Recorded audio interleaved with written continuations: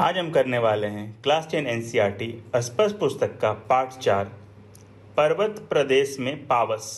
यह कविता सुमित्रानंदन पंत के द्वारा लिखी हुई है। अब हम इसके प्रश्नोत्तर देखते हैं। निम्नलिखित प्रश्नों के उत्तर दीजिए। पावस ऋतु में प्रकृति में कौन कौन से परिवर्तन आते हैं? कविता के आधार पर स्पष्ट कीजिए।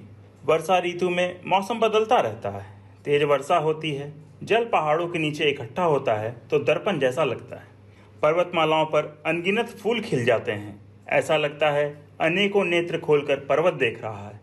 पर्वतों पर बहते झरने मानो उनका गौरव गान गा रहे हैं। लंबे लंबे वृक्ष आसमान को निहारते चिंता मग्न दिखाई दे रहे हैं।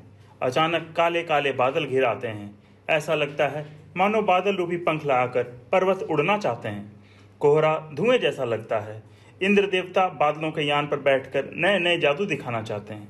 मेखलाकार शब्द का क्या अर्थ है? कवि ने इस शब्द का प्रयोग यहाँ क्यों किया है? मेखलाकार का अर्थ है करघनी के आकार का। यहाँ इस शब्द का प्रयोग पर्वतों की श्रृंखला के लिए किया गया है। ये पावस ऋतु में दूर दूर तक करघनी की आकृति में फैले हुए हैं। सहस्त्र दीर्घ सुमन से क्या तात्पर्य है? कवि ने इस पद का प्रयोग किसके लिए किया होगा?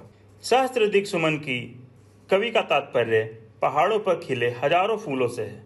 कवि को फूल पहाड़ों की आंखों के समान लग रहे हैं, इसलिए कवि ने इस पद का प्रयोग किया है। कवि ने तालाब की समानता किसके साथ दिखाई है और क्यों? कवि ने तालाब की समानता दर्पण से की है, क्योंकि तालाब भी दर्पण की तरह स्वच्छ और निर्मल प्रतिबिंब दिखा रहा है।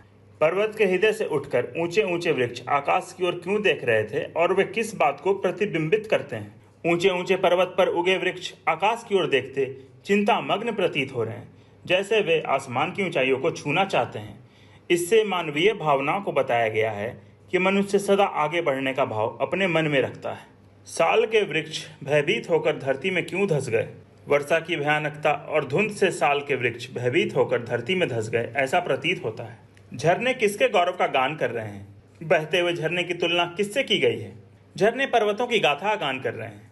बहते हुए झरनों की तुलना मोती की लड़ियों से की गई है। जैसे जब झरना गिर रहा होता है तो वो मोतियों की तरह लगता है, ठीक है, इसलिए झरने की पूरी की तुलना मोती की लड़ियों से की गई। यहाँ पे निम्नलिखित का भाव स्पष्ट कीजिए। है टूट पड़ा भू पर अंबर। सुमित्रानंदन पंत जी ने इस पंक्ति में पर्वत प्रदेश के मूसलाधार वर्षा का वर्णन किया है। पर्वत प्रदेश में पावस ऋतु में प्रकृति की छटा निराली हो जाती है। कभी कभी इतनी धुआंधार वर्षा होती है मानो आकाश टूट पड़ेगा। यों जलद यान में विचर विचर था इंद्र खेलता इंद्रजाल। कभी गहरे बादल, कभी तेज वर्षा और तालाबों से उठता धुआं। यहाँ वर्षा ऋतु में पल पल प्रकृति वेश बदलता है।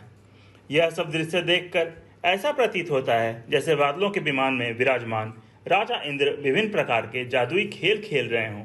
गिरिवर के उर से उठ उठकर ऊंचा कांछाओं से तरुवर है झांक रहे नीरव नभ पर अनिमेष अटल कुछ चिंता पर। इन पंक्तियों का भाव यह है कि पर्वत पर उगे विशाल वृक्ष ऐसे लगते हैं मानो इनके हृदय में अनेकों महत्वाकांक्षाएं हैं और ये चिंतातुर आसमान को देख रहे हैं। इस कविता में मानवीकरण अलंकार का प्रयोग किया गया है, स्पष्ट कीजिए। प्रस्तुत कविता में जगह जगह पर मानवीकरण अलंकार का प्रयोग करके प्रकृति में जान डाल दी गई है, जिससे प्रकृति सजीव प्रतीत हो रही है। जैसे पर्वत पर उगे फूल को आंख के द्वारा मानवकृत करके उसे सजीव प्राणी की तरह प्रस्तुत किया गया है। ऊंचा कांछाओं से तरुवर है झांक रहे नीरव नभ पर। इन पंक्तियों में तरुवर के झांकने में मानवीकरण अलंकार है, मानो कोई व्यक्ति झांक रहा हो। आपकी दृष्टि में इस कविता का सौंदर्य इनमें से किस पर निर्भर करता है? अनेक शब्दों की आवृत्ति पर, शब्दों की चित्रमयी भाषा पर, कविता की संगीतात्मकता पर, शब्दों की चित्रमयी भाषा पर कविता का सौंदर्य निर्भर करता है। इस प्रकार का सौंदर्य शब्दों की चित्रमयी भाषा पर निर्भर करता है। कवि ने कविता में चित्रात्मक शैली का प्रयोग करते हुए प्रकृति का सुंदर रूप प्रस्तुत किया है। कवि ने चित्रात्मक शैली का प्रयोग करते हुए पावस ऋतु का सजीव चित्र अंकित किया है। ऐसे स्थानों को छांट कर लिखिए।